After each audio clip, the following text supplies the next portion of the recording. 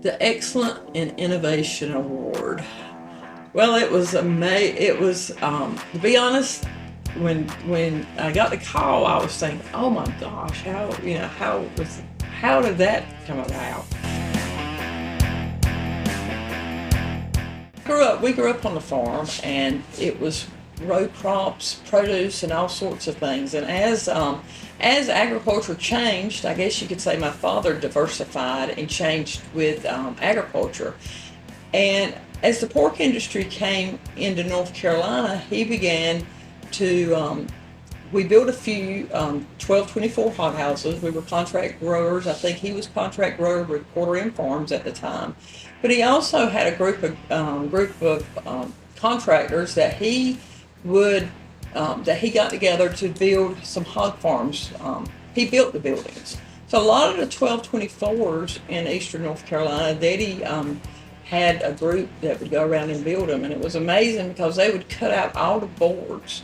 When they got to the farm, they would cut all the lumber for those houses before they started building the houses.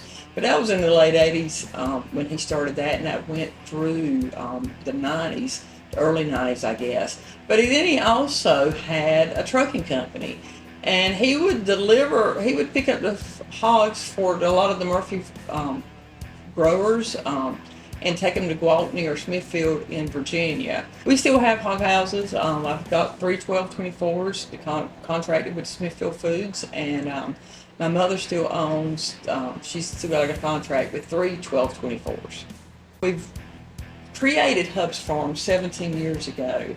That is the agritourism side of our business. The education and activities that we do on the farm here at Hubb's has evolved through the years. Although we don't necessarily have the same group of kids every year, we might have the same school and grade that comes out, but it's a different group of kids. And there's also, along with the kids, comes so many parents, majority of the time. A lot of times the kids are third grade or younger. So as we've evolved, we've tried to figure out how we can incorporate some ag education for the adults as well.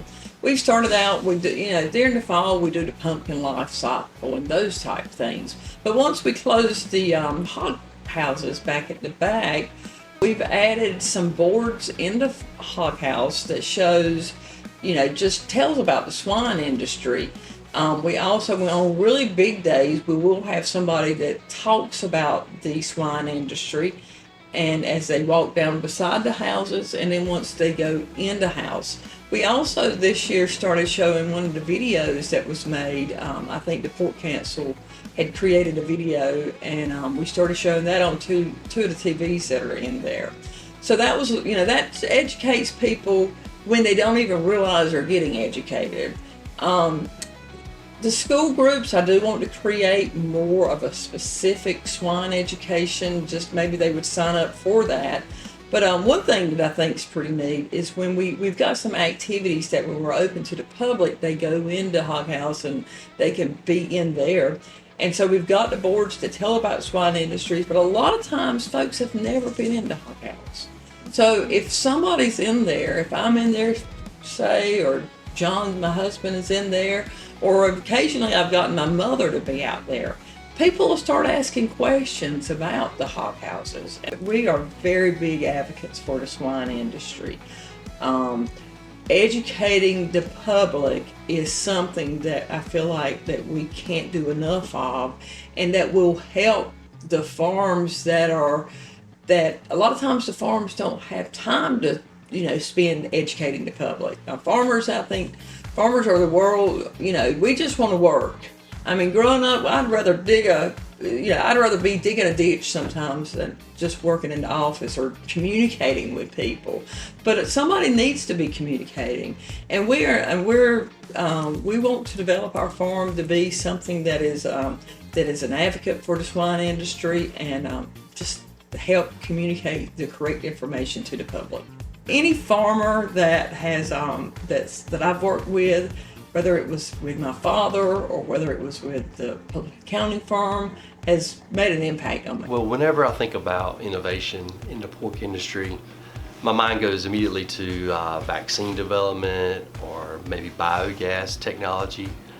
But when I heard Tammy Peterson's name mentioned for the Excellence in Innovation Award, I thought, who could be more deserving than Tammy Peterson? She's always coming up with new and creative ideas and implementing them on her farm for the younger generation, as well as the parents and grandparents who bring these younger kids to Hubb's farm. So Tammy's got a great team behind her, her husband, her two sons, Beth and Rex.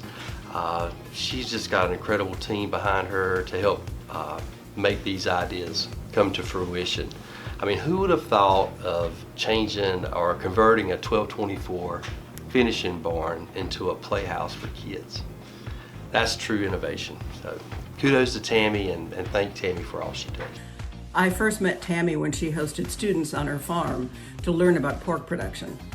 It's impossible not to be excited by Tammy's vision and infected by her enthusiasm. We've had long conversations about the need for a pork curriculum that we can take into schools.